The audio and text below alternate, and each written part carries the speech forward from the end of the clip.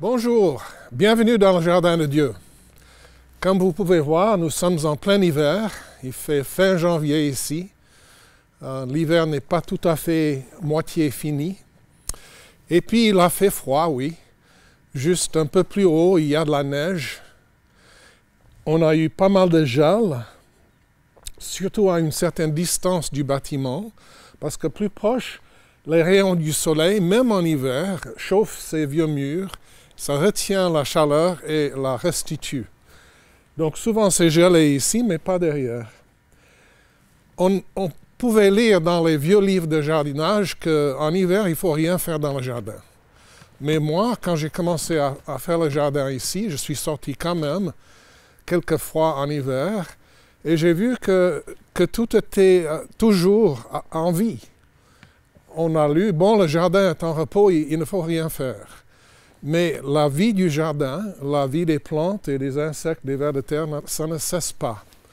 Bon, si c'est gelé très profondément, surtout pendant plusieurs jours, oui, tout attend. Mais la vie reste là. Même quand c'est gelé, même quand on ne peut pas percer avec une pelle en acier, quand même, la vie est là. Et il faut dire qu'en hiver, c'est un des meilleurs moments de l'année pour désherber. Parce que les mauvaises herbes, je vous assure, continuent à pousser. Mais en hiver, surtout après la pluie qu'on a eue, elles sont très visibles, très faciles à voir et très faciles à retirer aussi. Aussi en hiver, c'est le meilleur moment pour voir la structure du jardin, son squelette, si on veut.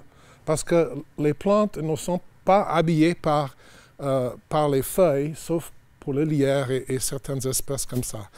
Mais autrement, on a une meilleure vue du jardin et on peut décider des plantations qu'on va faire au printemps. On peut voir la place qui est vide, on peut voir tout ce qu'on peut faire. Mais ce que j'aime le plus en hiver, c'est de voir la reprise de la végétation.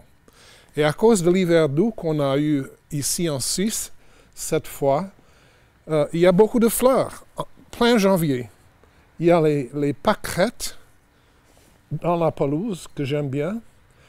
Il y a les hellebores, là, une des fleurs qui est toujours présente en janvier. Et puis juste derrière moi, il y a des violas que j'ai plantés. Ce sont les petites cousines des pétunias. Et les deux espèces fabriquent leur propre antigel. Donc c'est une fleur qui peut geler, bouge pas parce qu'elle est gelée, et puis quand le soleil revient, elle commence à fleurir de nouveau. Et puis j'ai aussi des mufliers qui n'ont pas cessé de fleurir. Et le muflier, c'est comme beaucoup de nos espèces ici au nord des Alpes, ils ont besoin de l'hiver. Si on veut planter des semis de mufliers, par exemple, même au printemps, il faut les mettre 48 heures au congélateur. Autrement, elles auront de la peine à démarrer. Et puis derrière moi, vous verrez, il y a les plantes aromatiques qui commencent, la ciboulette, l'oseille, le romarin est toujours très beau. Et puis l'hiver, c'est vrai, c'est une période de froid, il y a du repos, mais la vie est quand même toujours là. J'aimerais terminer en vous parlant des arbres. J'ai lu un article fascinant dernièrement, comme quoi les arbres peuvent se communiquer entre eux. Et quand il y a un arbre qui est plus vieux que les autres, on l'appelle l'arbre mère.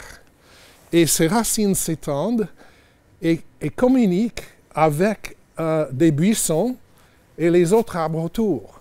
Bon, moi, j'ai qu'un grand arbre, le tilleul, mais il y a beaucoup de petits tilleuls qui démarrent dans les plates-bandes chaque année.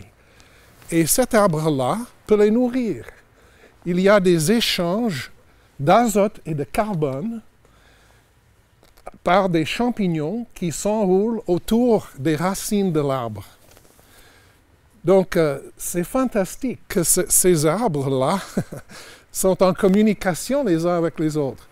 Et moi, je crois que c'est une des raisons que mes arbustes ici se portent si bien, parce que l'arbre est juste à côté de mon compost, donc est très bien nourri par le compost, et l'arbre peut donc, par ces petites racines qui s'étendent comme ça, l'arbre peut échanger de l'azote et du carbone avec les plantes qui en ont besoin. On vient de découvrir cela, c'est une scientifique canadienne qui a écrit un article là-dessus.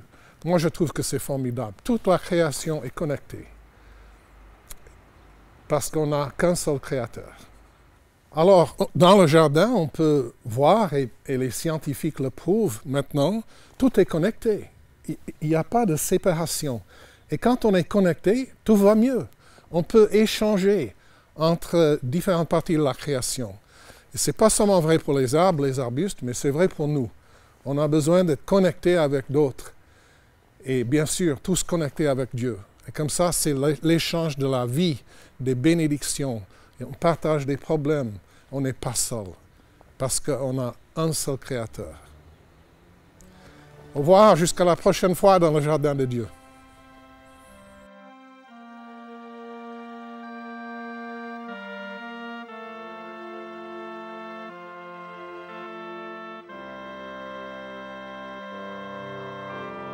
Thank you.